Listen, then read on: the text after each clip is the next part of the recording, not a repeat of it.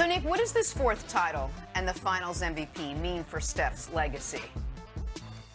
Well, there's no more yeah buts, but I would like to say something first off the top of the show. And some might say, Nick, are you saying this right now just so maybe Broussard takes it easy on you over the next 2 hours for flip-flopping? The answer is partially yes, but also it's honest. I want to say one thing about this show quickly. When we put this collection together, one of the things we talked about was how exciting it would be to have this crew for an NBA playoff run. This was our first one, and I could not be happier with how we've done and how the show's been going and what these shows have been over the last 2 months. And Brew obviously was the most recent addition, and he was spectacular, and I just keep that in mind as we go over these next couple hours. I mean that sincerely and it's fucking true. Also, shout out to Draymond Green. To that. Interesting beverage of choice at the podium. Did you see it? Because I did. Lobo Tequila, build a bigger table. Now, to the answer of the question at hand. Brew, I do think this removes any possible yeah buts from Steph's resume.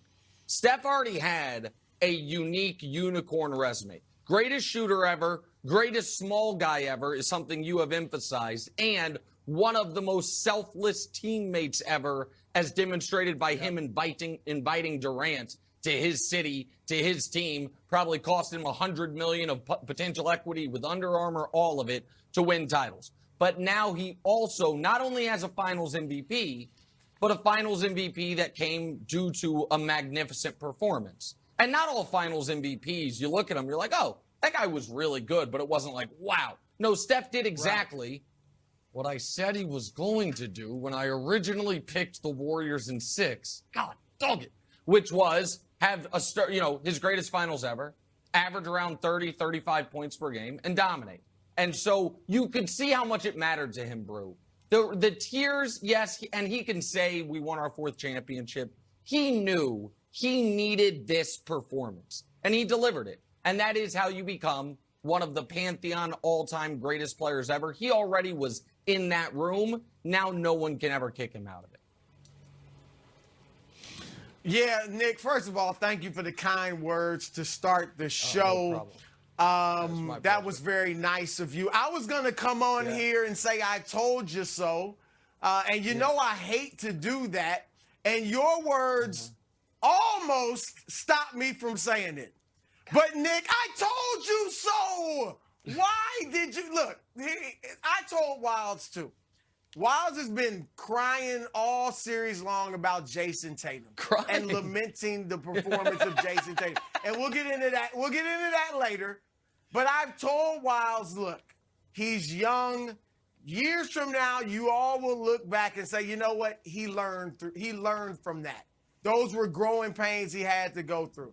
And Nick, I feel the same way about you. You learned from this. It's painful in the moment, but you learned from this. You had to go through it. All right, so going forward, what you learn is when it comes to picking the finals, just go with my pick.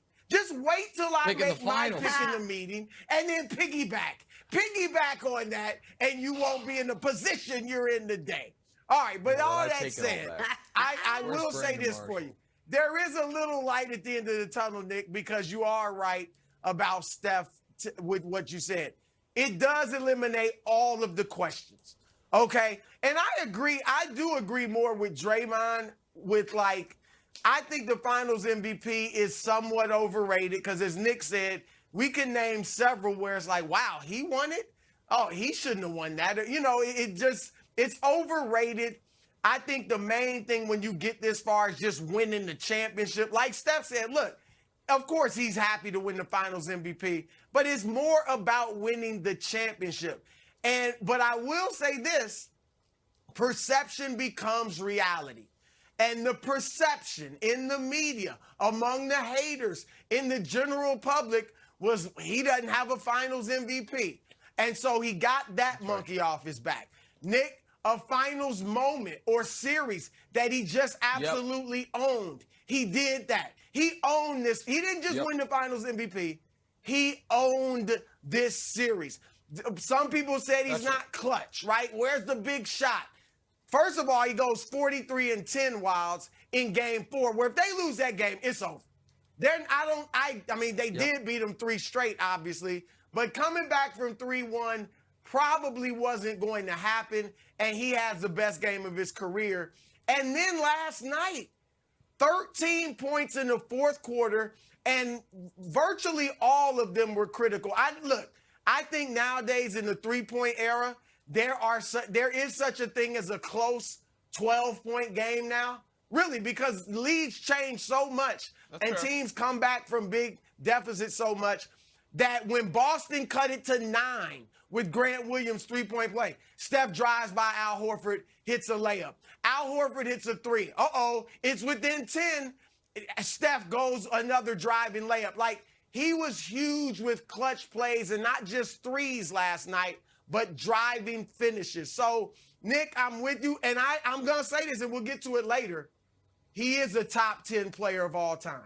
Got to be a top 10 player of all time.